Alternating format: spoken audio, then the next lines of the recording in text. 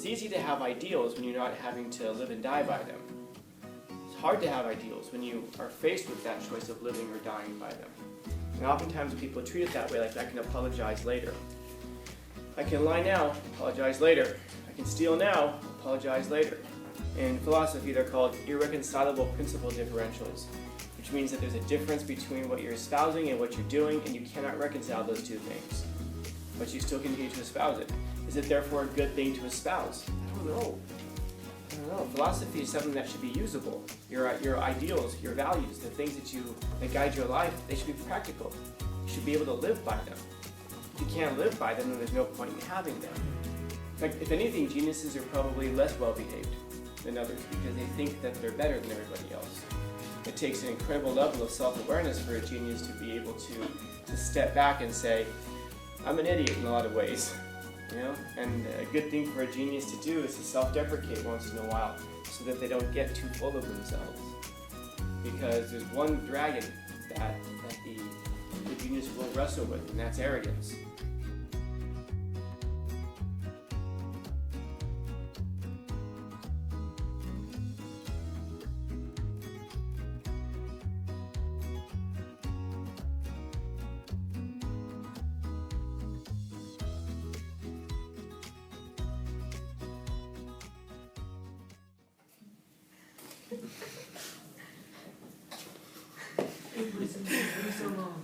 I quit. Questions, comments, concerns, criticism, critiques. Good job, David. You better recreate the Smith album. Because they told me to become a teacher. They said, you'll be able to positively influence minds. You'll be impressed. That's what they told me. And here we are. Okay. Someone else got some crazy shit to say? Yeah. Alright guys, so we could use a Twitter person and David. Yeah. The Twitter person will be like, you're horrible, you're this and that, and they'll just be throwing random accusations at him. With that voice too, huh? Yeah. Exactly. Yeah. Same exact voice. With a tyrant, they think that they can control everyone and everything, but they can't. Because they don't know what they don't know. What's the connection between that? They can't control because they don't know what they don't know. They don't know that everyone else has their own individual lives. Does the tyrant not know that people have their own opinions, or does the tyrant just not care? The tyrant, it can go both ways, honestly. Because, for example, Hitler. I wonder what he's doing right now. Do you think he's thinking about me? He's like the ex-boyfriend. He had this weird thing with his hair he would do. Oh my god. Yeah, not mustache. Okay. You guys ever heard of a solipsist? You know what this is? It's from a philosophy called solipsism. In short, it's a person who believes that essentially they are the universe. Not like, I'm a god, but meaning that, I guess to put it in the parlance of today, they're the real player and everybody else is an NPC. Think of it that way. So that means that they think that they're the only ones who have the right opinion. Well, don't other people have their own opinions? It never really occurs to them that other people have opinions. And if they do have other opinions, that's because they're stupid, or they're an avatar of some kind. They're stupid, or they're ignorant, or they've been lied to, they've been deceived. It's never just that people have different opinions. There's something nefarious behind it. They're bought off, they're paid off. There's something nefarious behind it. In its extreme form, a solipsist believes that when they die, the whole universe dies. And so they think the whole thing is kind of happening inside of their head. You don't have to be on that extreme to be a solipsist. It could just be that person who believes that everybody else's ideas don't matter or don't exist. That's the idea you're talking about there. What else? Yeah. So I guess the question is, what's a genius? It's first things first. Yeah.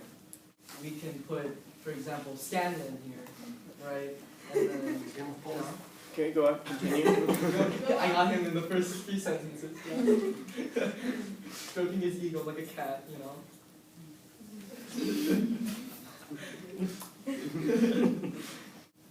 Was Einstein a genius? Was Einstein a genius? I think so. I think he goes into that criteria. Did he combat the world? He combated the world in different ideas, as in like science. Yeah. As I say, one of the three, the triumvirate, has not yet spoken. He needs to stand. Speak. Speak, Nancy. So I was very curious. I looked it up, and it says that Thank you.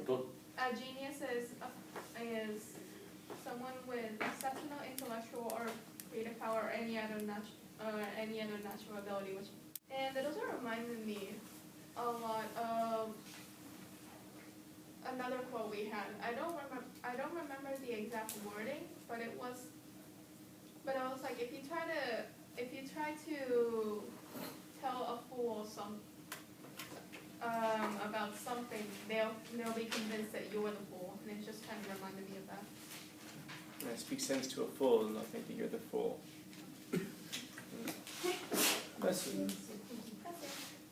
My concern with it, the way we're talking about it, is my same concern about the way that Solzhenitsyn treats it here. We're combining what a genius is with what a genius does. So, for example, from the definition you have there, someone of exceptional intelligence or creativity or other natural abilities. The key there, by the way, is natural abilities. So, can someone become a genius? No. No, it's natural. Natural. You either are or you're not. So when we're talking about what a genius is, we have, of course, on there, high intelligence, very exceptional intelligence, or creativity. Okay. That's different from what a genius might do. You follow? Mm-hmm.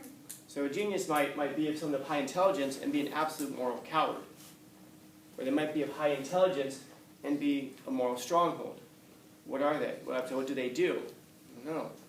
What makes it, like, for example, Einstein, that's why I asked about Einstein. Because Einstein was a committed pacifist. He believed that war is never the answer. We should never use violence. Even when faced with violence, you should return essentially passivity with, you should return violence, with passivity. So if someone punches you in the face, you take it. Asterisk. When World War II is happening, he signed a letter to the president saying, hey, we're developing a nuclear bomb. We got to use this thing against Germany. And then after the war, after we used it against Japan, he wrote a letter saying, oh my goodness, I can't believe we did this. I didn't write that letter, by the way. I just signed it. That's because when Einstein found himself with his back against the wall, what he thought was the back of a people against a wall, immediately he was like, violence, go for it. We can apologize later. And so I don't know how much of a moral stronghold he was. It's easy to have ideals when you're not having to live and die by them. It's hard to have ideals when you are faced with that choice of living or dying by them. And oftentimes people treat it that way, like I can apologize later. I can lie now, apologize later. I can steal now, apologize later. In philosophy, they're called irreconcilable principle differentials, which means that there's a difference between what you're espousing and what you're doing, and you cannot reconcile those two things. But you still continue to espouse it. Is it therefore a good thing to espouse? I don't know. Philosophy is something that should be usable. Your ideals, your values, the things that guide your life, they should be practical. You should be able to live by them. If you can't live by them, then there's no point in having them. And we shouldn't identify a person's values just by what they do. In other words, it shouldn't just be, hey, here's what I do, so therefore that should just be my value system. No, we should figure out what the value system should be, and then live according to that. And so, I don't know that geniuses are necessarily, in fact, if anything, geniuses are probably less well-behaved than others because they think that they're better than everybody else. It takes an incredible level of self-awareness for a genius to be able to step back and say, I'm an idiot in a lot of ways. And a good thing for a genius to do is to self-deprecate once in a while so that they don't get too full of themselves. Because there's one dragon that the genius will wrestle with, and that's arrogance. And that's arrogance because, think about this. Do you guys know what a genius is by definition, by any chance? I just read it. Yeah, but how we measure that intelligence? It's a person with an IQ generally, by the scales we use, of 140 or higher. Okay, it's a genius. When you score 140 or higher, we say that person's a genius. The average IQ is 100. So you can see a significant difference between the intelligence of a genius and the intelligence of just an average person. It's exceeding. I mean, it might look and go, well, that's only 40%. No, it compounds. It's way more than that. It's way more. It's way higher. And so things that will be natural to a genius to understand are going to be really complicated to the average person.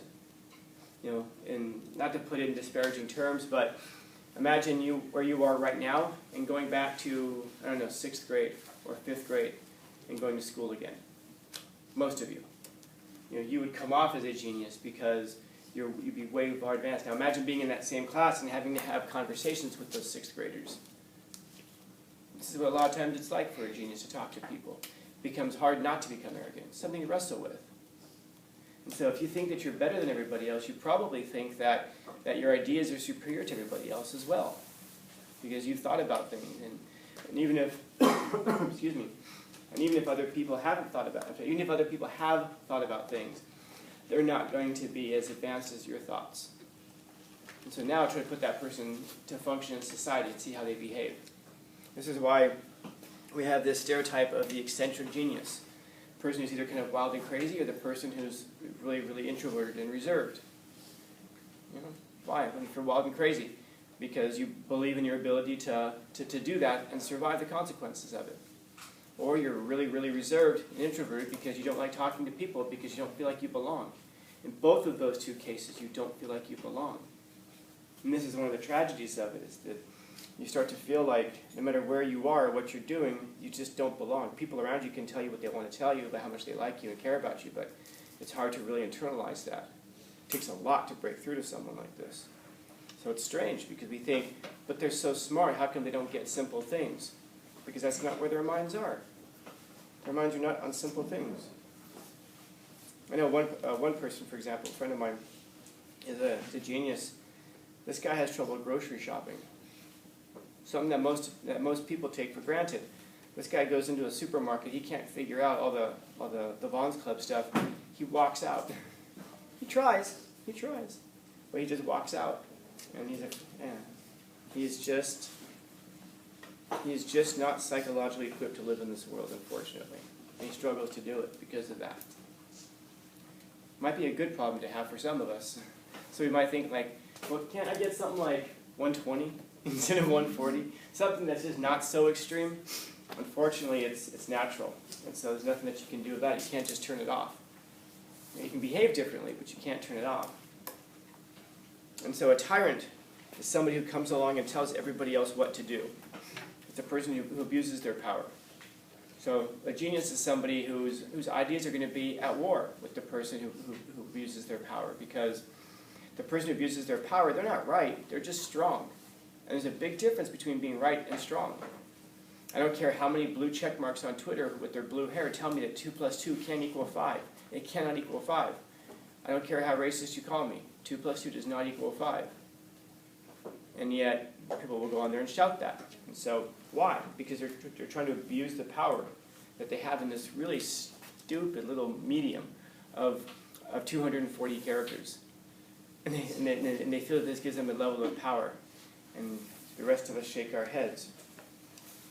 These are the people who will try to cancel you, largely. And I'm not saying everybody who cancels you is this way. I'm just saying people who are tyrants will use whatever power they have available to them.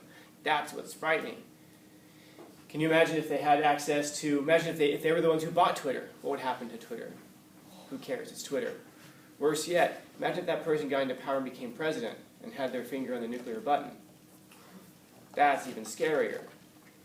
You know, so it's the same personality type, but they're only going to do as much damage as they have the power to do.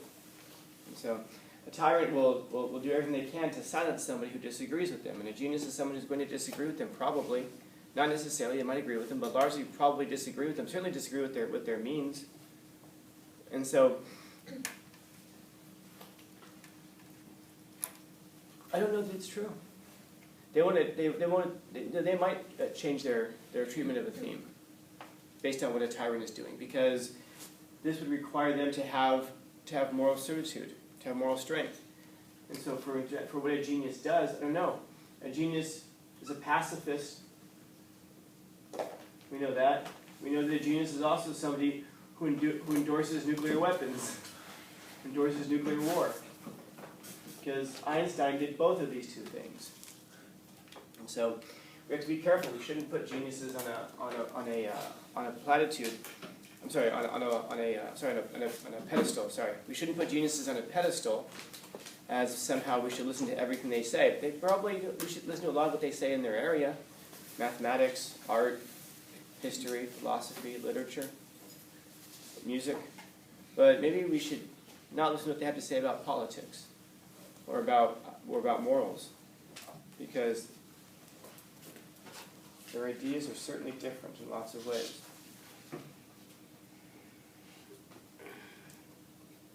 Questions, comments, concerns, complaints, criticisms, critiques?